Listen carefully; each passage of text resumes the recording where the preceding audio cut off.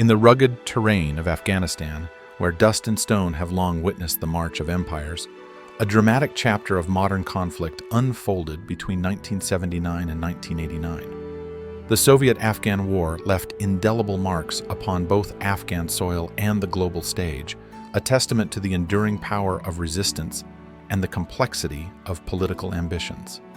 This story begins with a land of sweeping deserts and towering mountains, inhabited by diverse ethnic groups, each with its own proud heritage and fierce dedication to independence. For centuries, external powers had tested their fortunes in Afghanistan's formidable landscape, often failing to subdue its people's unwavering resolve. Yet, history would see that yet another superpower would attempt to bend the nation to its will. As the 1970s dawned, Afghanistan found itself caught in the crosswinds of modern ideologies, global politics, and internal turmoil. A monarchy had reigned for decades, with King Zahir Shah at the helm, striving to modernize the country slowly while still upholding traditional structures. But the hopes for reform sparked an undercurrent of discontent. Ambitious politicians and radicals, inspired by socialist ideas, sought to steer Afghanistan onto a path resembling Soviet-aligned states. These factions eventually coalesced into the People's Democratic Party of Afghanistan, PDPA, a communist party whose members believed that the key to the future lay in revolutionary transformation. Yet the PDPA itself was rife with internal divisions, split between rival ideological wings, each vying for dominance within the movement. In April 1978, an event known as the Sour Revolution rocked Afghanistan. This was not a revolution sparked by the broad masses of the nation, but rather a swift coup led by the PDPA against the government of President Daoud Khan, who had himself overthrown the monarchy just 5 years prior. The PDPA declared a socialist republic and sought to impose far-reaching reforms at a breathtaking pace, sometimes overlooking the conservative and tribal character that ran deep in Afghan society. Though the party leaders championed literacy campaigns and sought to liberate women from traditional constraints, they did so with little regard for grassroots support. Instead, many reforms were implemented coercively, stoking anger among tribal and religious leaders who perceived the changes as a direct attack on their cultural foundations. When disputes erupted between the Khalq and Parcham factions of the PDPA, two wings that had shared a common ideology but held different visions for the revolution, political assassinations and purges became alarmingly frequent. The atmosphere grew precarious. The Soviet Union, concerned by the rapid disarray in Kabul's communist regime and wary of losing a potential ally in the Cold War landscape, decided that a more direct intervention was required to keep Afghanistan within the socialist sphere. Politburo members debated extensively, fearing the spread of Islamic radicalism and Western influence if Afghanistan toppled into chaos. Eventually, after many private discussions in the corridors of Moscow's power structures, the decision was made to cross the border, aiming to stabilize the PDPA government and secure a socialist stronghold in the region. In December 1979, Soviet paratroopers descended on Kabul, and thousands of armored vehicles rumbled across the Amu Darya River, marking the start of what was intended to be a short, stabilizing mission. The Soviets believed their firepower and organizational advantage would swiftly restore order, quell internal PDPA tensions, and subdue any insurgent opposition. But they soon discovered that Afghanistan was not simply a rebellious city or two away from pacification. It was an entire patchwork of ethnic groups, tribes, warlords, and devout communities scattered across a land of towering mountains and hidden valleys, each prepared to stand against foreign intrusion. Resistance brewed in remote villages and in the hearts of the fiercely independent Mujahideen fighters. The term Mujahideen encompassed an array of groups bound together by a shared desire to repel the invaders. from Tajik strongholds in the northeast to Pashtun areas in the south, from the labyrinthine passes near the Pakistani border to the bustling streets of Kabul. Resistance fighters organized under various leaders and factions. Some were deeply religious, stirred to action by imams preaching jihad against the godless communists. Others were more pragmatic, simply fighting to preserve a way of life threatened by a regime they saw as illegitimate. Many drew upon unwavering tribal loyalties forged over generations. Weapons were smuggled in from Pakistan, funded by international allies eager to see the Soviets bogged down in a costly conflict. It was in these clandestine networks of supply and support that the war took on a truly global dimension, transformed into a proxy battleground of the Cold War. The United States, alarmed by Soviet expansion, funneled millions of dollars worth of weapons and aid through Pakistan's intelligence services. Saudi Arabia and other sympathetic nations also contributed financial backing to different Mujahideen groups. The Soviets, meanwhile, were locked in an increasingly bloody campaign to root out rebel forces that melted into mountain hideouts or blended with the local populace. In the labyrinth of Afghanistan's rugged terrain, conventional tactics found limited success. Soldiers on both sides faced not only the human enemy, but also an unforgiving climate, treacherous roads, and devastating ambushes that could strike with little warning. Kabul, once a city of bustling markets and cultural exchange, grew tense under the watchful eyes of Soviet soldiers and Afghan government secret police. Meanwhile, in countless villages, elders tried to maintain a semblance of normalcy amid suspicion and fear. The Soviets attempted to consolidate control by establishing garrisons along major highways and near crucial towns, but the highways were frequently severed by insurgent attacks, and supply convoys were prime targets for ambushes. Helicopter gunships and fighter jets became symbols of Soviet might, and also of their vulnerability, as Mujahideen forces soon found ways to bring them down with rockets and eventually American-supplied Stinger missiles.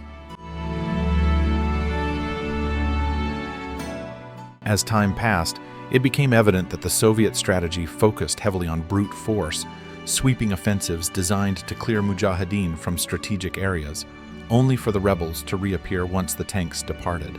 Sweeping valleys, scorching farmland, and bombing remote villages often led to civilian casualties, fueling resentment among Afghans and accelerating the insurgency's momentum.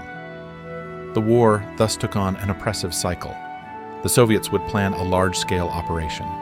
The Mujahideen would retreat to remote enclaves. The Soviets would claim victory, and the Mujahideen would emerge once the Soviet columns withdrew. This wore on the morale of the Soviet troops, many of whom were conscripts unprepared for the horrors of guerrilla warfare in a distant land. Letters home described dusty, scorching summer marches, harsh winter assignments in mountainous terrain, and constant anxiety about roadside bombs and hidden snipers.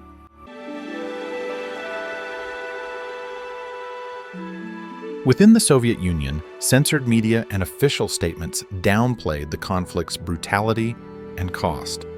Nonetheless, whispers of discontent and concern spread among families whose sons never returned from Afghanistan. Coffins draped in the Soviet flag arrived in small towns and large cities alike. Stories circulated of entire convoys obliterated in mountain passes. The war was slowly, inexorably, becoming an open wound, draining the Soviet treasury, eroding morale, and contributing to broader internal dissent. Just as Vietnam had tested the resolve of the United States earlier, Afghanistan was becoming the Soviet Union's quagmire, a protracted struggle with no clear end.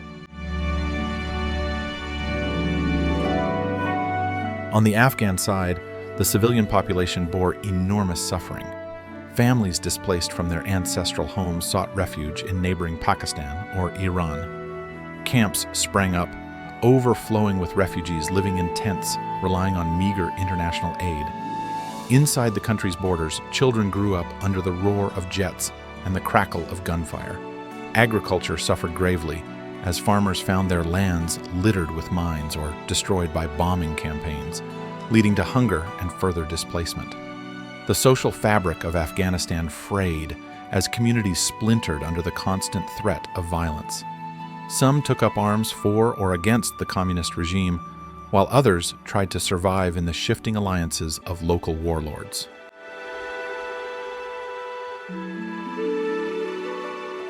Among the Mujahideen, a sense of fervor and unity in the face of a foreign occupier gradually masked the inevitable rivalries and power struggles among various factions. Leaders such as Ahmad Shah Massoud in the Panjshir Valley earned reputations as brilliant tacticians. At the same time, groups loyal to Gulbuddin Hekmatyar, Abdul Rasul Sayyaf, and others had their own visions for Afghanistan's future. Differences in ideology and ethnic identity, while overshadowed during the heat of battle, would ultimately re-emerge as new rifts in the post-war period. For the time being, though, the overriding priority was driving the Soviets out. By the mid-1980s, bolstered by foreign arms, particularly the Stinger missile, which altered the balance of air power, the Mujahideen became more confident in facing Soviet air superiority.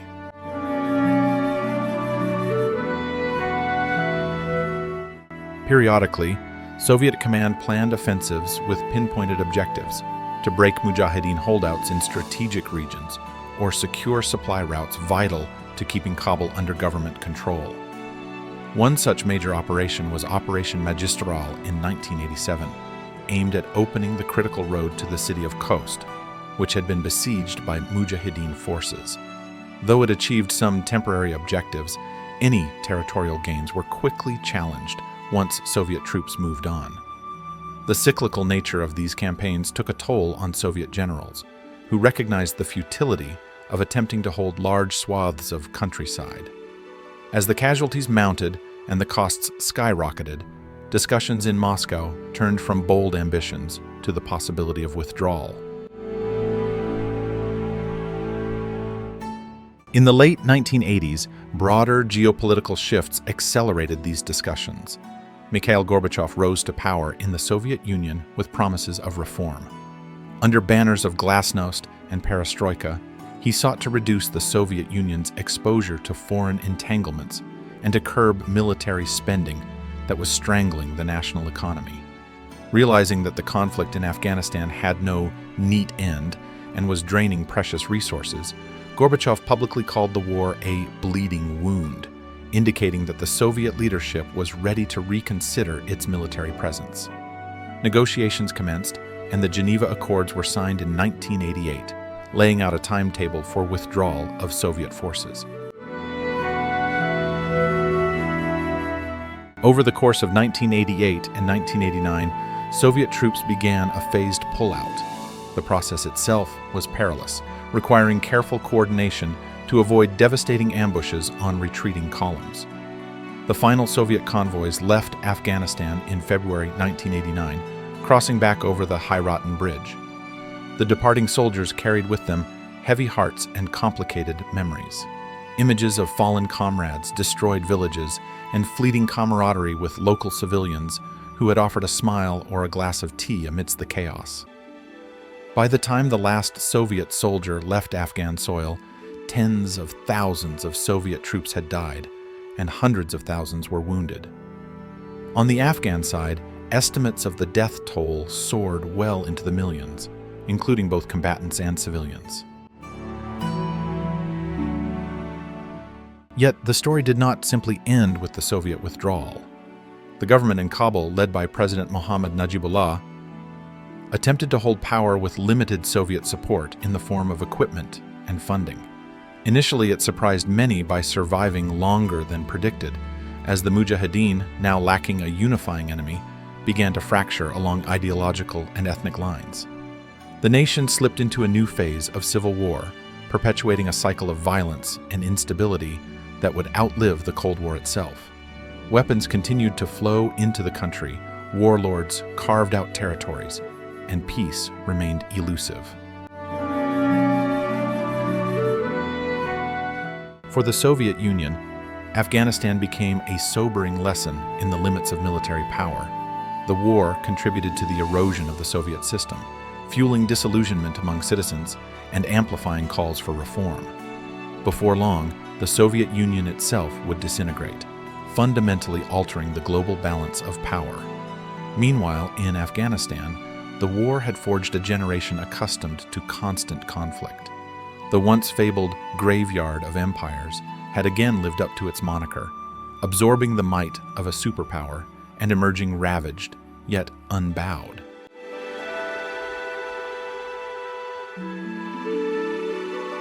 Among the Afghan people, the war's physical and psychological scars ran deep. Millions had fled as refugees, forming diasporas that would struggle to return home, if they ever could. Landmines, scattered across farmland and hidden in mountain paths, threatened lives long after the soldiers were gone. Child amputees became a tragic, all too common sight, a grim reminder of the long shadow cast by a decade of strife. In cultural memory, stories passed between generations about the nights of roaring gunships, the times families left everything behind to escape the bombs, and the courage shown by those who had stood their ground when it mattered most.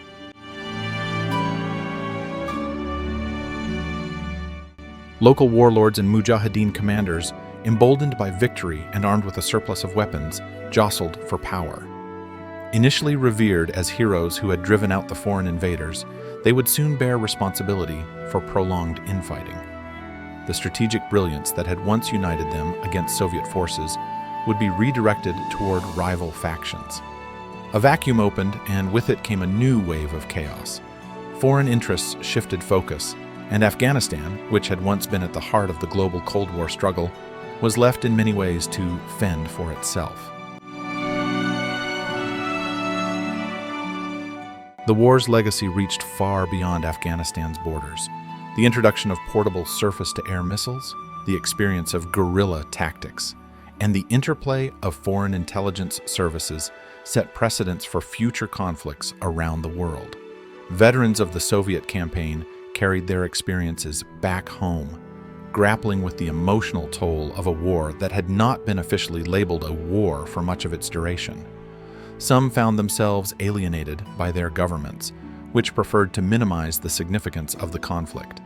Others channeled their experiences into political activism, calling for transparency and better care for veterans.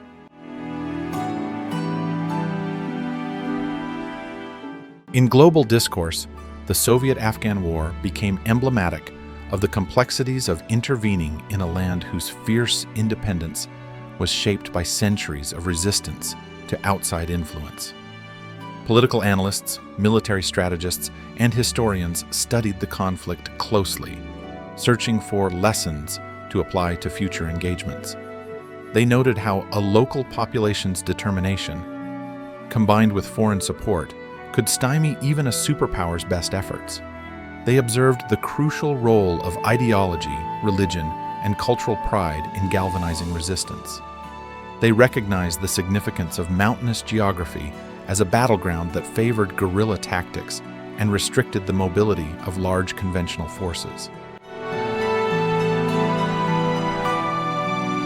Many Afghans, recalling the era when the Soviets had first stepped onto their soil, described a swirl of emotions: anger at the brutality of war, sorrow over the loss of loved ones, gratitude for the resilience of communities, and even rare glimmers of respect for individual acts of compassion that transcended dividing lines. Some remembered Soviet soldiers who shared their rations with local children, or local villagers who guided lost Soviet patrols to safety. Small acts of humanity in the midst of a conflict defined by hostility.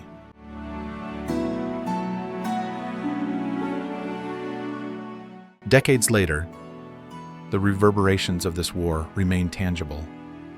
Afghanistan continued to be embroiled in conflict, with new foreign interventions and internal divisions shaping its destiny.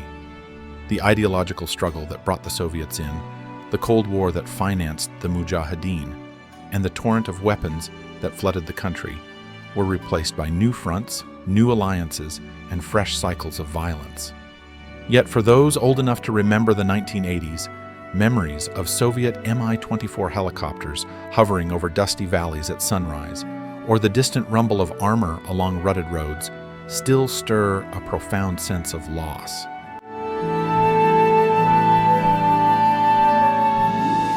At its core, the Soviet-Afghan War was not just a geopolitical clash. It was a story of ordinary men and women caught between superpowers, of families torn apart, of unwavering beliefs tested by the brutal realities of modern warfare. It was about the lengths to which people would go to defend their homeland, or to expand their influence. It was about unlikely alliances, forged in the scorching desert sun, and fleeting truces whispered in mountain caves. The war illustrated how easily hopes for liberation and progress can be derailed by force, and how a proud nation's spirit can endure even under the greatest duress.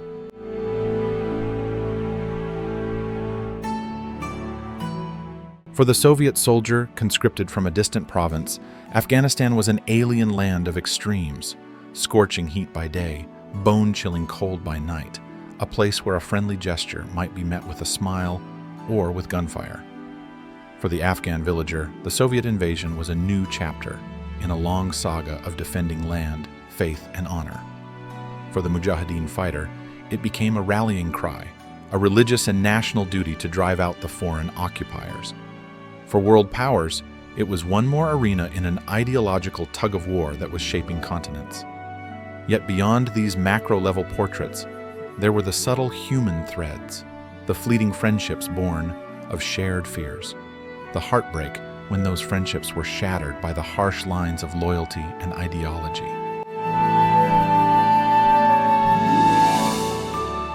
When the Soviets finally departed, leaving behind a government on shaky foundations, there was no single victor celebrating a unified triumph. Instead, there was an exhausted population, a battered land, and a complicated patchwork of factions jockeying for the future. The war had ended, but peace had not truly arrived. In the vacuum left by retreating foreign forces, Afghanistan's destiny would pivot again and again, entwined in civil war, the rise of new movements, and future international interventions that would, in turn, rewrite the country's narrative time after time.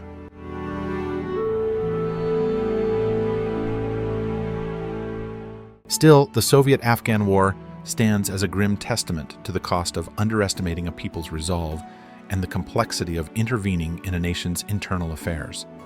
It remains a powerful cautionary tale. Step by step, the Soviets marched in with confidence, only to be undone by the intractable nature of Afghanistan's mountains and the steadfast hearts of those determined to defend them. From the vantage point of later generations, one can look back and see in stark clarity the interplay of ambition, fear, ideology, and resistance.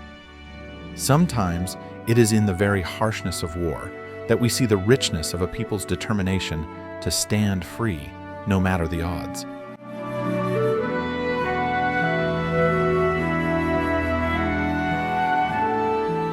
Such was the Soviet-Afghan War, a conflagration that consumed countless lives, reshaped global politics, and left a legacy of lessons on the price of overreach and the tenacity of an embattled populace.